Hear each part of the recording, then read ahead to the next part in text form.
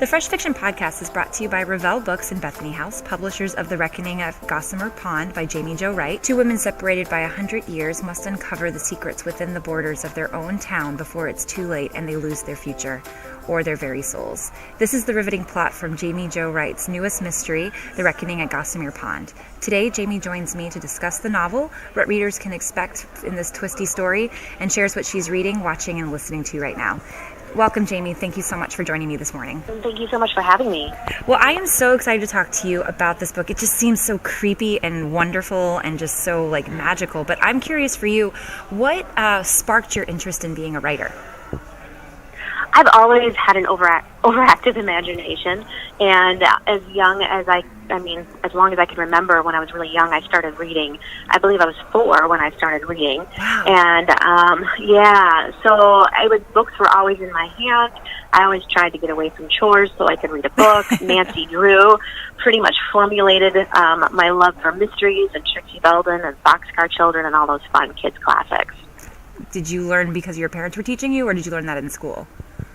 My parents said I learned by watching my brother read his homework out loud. Really? And they didn't realize I was reading until one night some company was over, and my mom's friend said, "Is Jamie reading?" And apparently I was in the corner with a book reading out loud just like my brother did. And that was how they found out. Well, as a kid, I was always into mysteries, always. So anything with a mystery attached to it was definitely my go-to. Either that or horse books. The Mystery of Chinkatink was the best. Yep. And as I grew older, I really got into historical romances, started reading Jeanette Oke and Tracy Peterson, and then my love just kind of, started merging the two in my mind, like what would happen if we merged history and mystery, and then it matched present day. So that's kind of how I ended up where I am now. Do you remember the first book you ever wrote? The first book I ever wrote, yes. I wrote a novel when I was 13, and I actually sent it to my current publisher, Bethany House Publishers. Really? When I was 13, yes. And I got a nice editorial letter back that was personalized, stating they thought I had talent and I wasn't ready for publication, but to keep writing. So I think that editor probably had no idea that if she said something like, "Your writing is horrible," I would have quit and have been done at 13. But at 13, I was like, "Oh, I can do this. It's just going to take time." And then to be published by them with these novels is kind of like a full circle. Yeah, definitely a full circle on that. I would imagine, maybe, do you still have the letter that you received from them? I don't. I was looking for it the other night, actually, and I can't find it anywhere, so I think it's disappeared. So when you went from just being a lover of the written word to actually writing yourself, 13, but then also did you study that in college, or was that something that you kind of stumbled upon later? No, it's just something I stumbled upon later, and then in my early 20s, I wrote a couple more novels, and then I took a break and had my children, and then finally ended up going to a writer's conference, and that's kind of where I've just been self-taught and self-learned, and had some amazing authors mentor me and invest time in me, which is pretty phenomenal. You've got this really interesting story where you're bending time and place. What was the inspiration for you for this? This story was one where I started out with the question, what would happen if you had a small town with lots of secrets and somebody decided it was time to expose them and for you to answer for your sins? And that was kind of the question that was in my mind. And then as I was researching, I found some rather local history about some twin evangelists that came into a local community near us and held a revival, and how it completely stirred up the community for both good and bad. And so that kind of became a catapult. You chose to keep the story in America, because a lot of times I think people think of historical fiction and they're thinking of Regency England, or they're thinking of Egyptian time.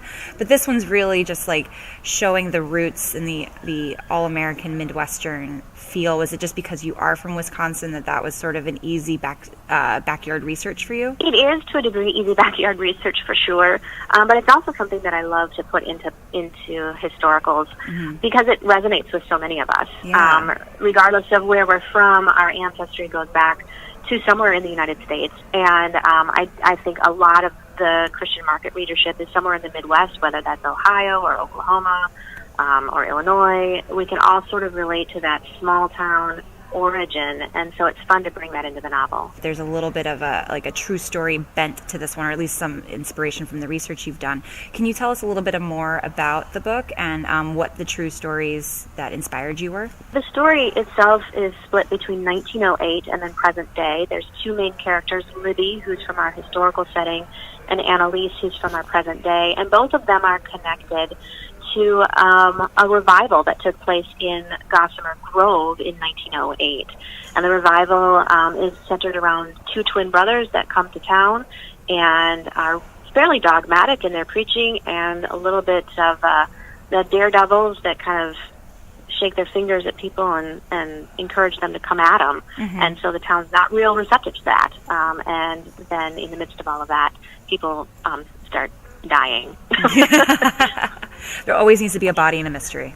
There's got to be a body, so we throw one of those in and say, okay, here we go. Was this your first time that you had done this sort of dueling time periods? I did the dueling time periods in my first novel, The House on Foster Hill. Okay. But prior to that, I had not done the split time story at all. I had spent most of my time writing historical romance, actually, with an element of suspense. Mm-hmm. And I decided to jump in and try and marry the two, contemporary and historical, in these novels. Yeah, with a little less of the romance part.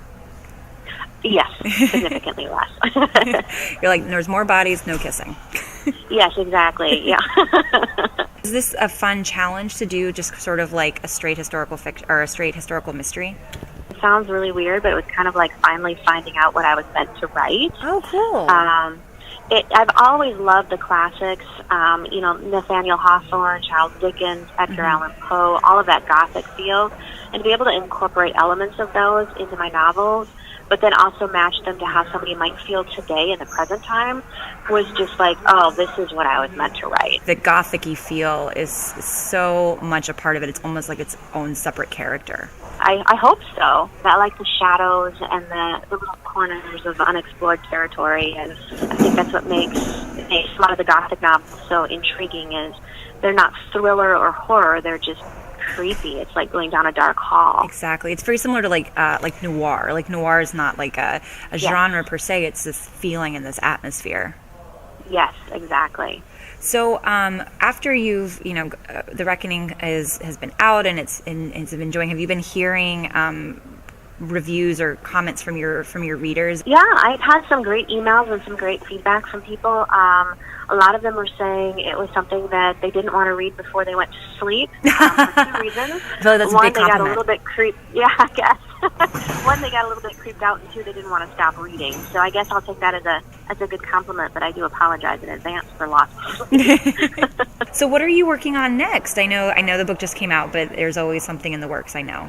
Oh, yes, there's always something in the works. I have another novel coming out in January of 2019. That one's called The Curse of Misty Wayfair. Ooh. So we are finishing up edits on that one, and I'm really excited about this next novel. And is that one going to be straight historical mystery as well, or is it going to go back to your roots of romance?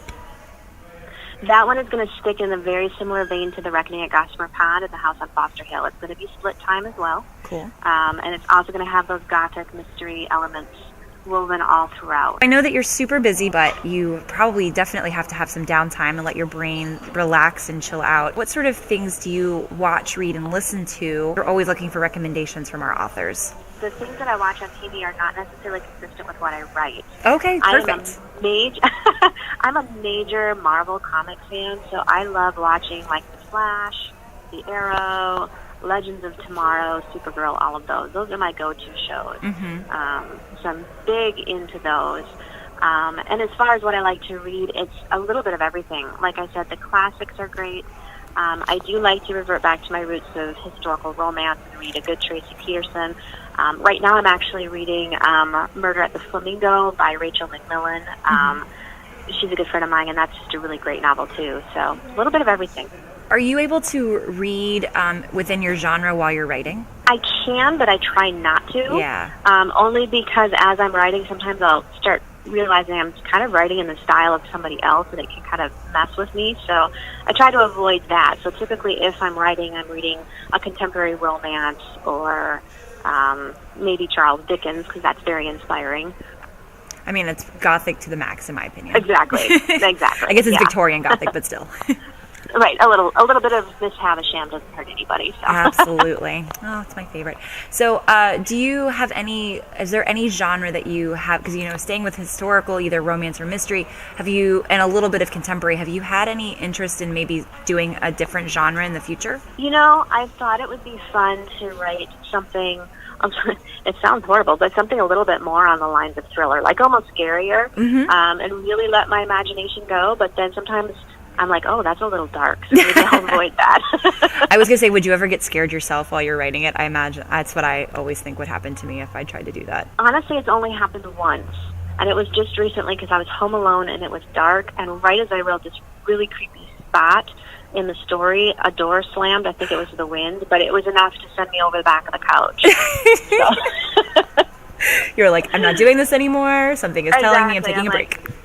I'm going to turn on a sitcom right now. I think in the end I didn't turn on anything because I was like, well, this feeling is something I should really put into this scene. So I allowed myself to be scared, and I tried to put that into the heroine. So hopefully that comes out. That is so cool. I mean, that's perfect. That's like what they always say, lean into the fear, and then it's not as scary for yourself. Jamie, our time is almost up. This was such a great chat, but I'm curious, how can readers stay in touch with you and find out more about you? Oh, yeah. If they want to go to JamieWrightBooks.com, that's my website. My first name is spelled Jaime, and Wright with a W.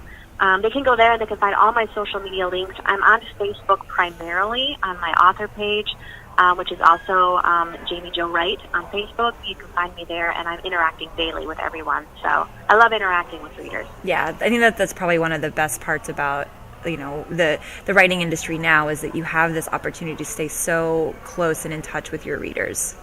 Oh, for sure. Yep. Yeah. There's sometimes they'll catch you on things that you don't even see yourself. Exactly. They'll be like, oh, well, what about this scene? I'm like, that's a really good question. You're like, what about that scene? I'll have to figure that out. Yeah, I should have thought of that now.